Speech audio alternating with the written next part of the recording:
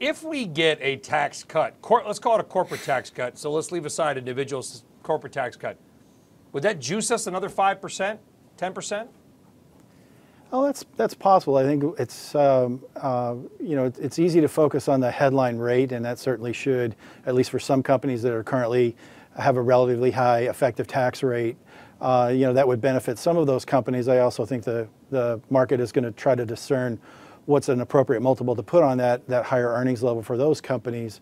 But what we're spending a lot of time on is really thinking about the changes under the hood, some of the less visible and less apparent changes to the ability to accelerate depreciation on capital expenditures, perhaps the disallowance of some or potentially all of interest expense, deductibility of dividends paid. Those are the sorts of things that we think about in terms of how might this affect the managements of our companies that we invest in, their approach to capital allocation and profitability and that sort of thing.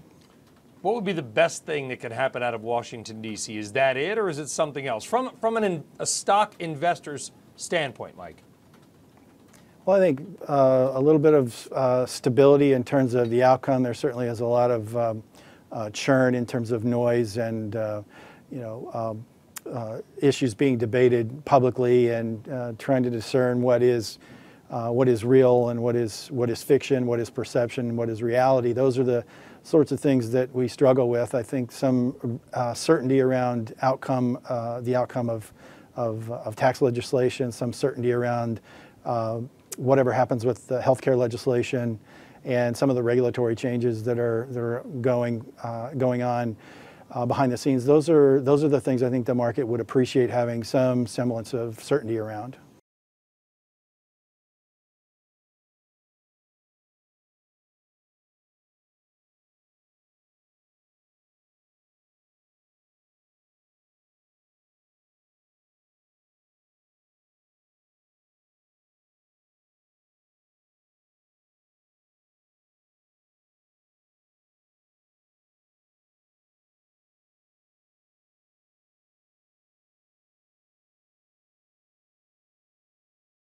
Hey there, thanks for checking out CNBC on YouTube. Be sure to subscribe to stay up to date on all of the day's biggest stories. You can also click on any of the videos around me to watch the latest from CNBC.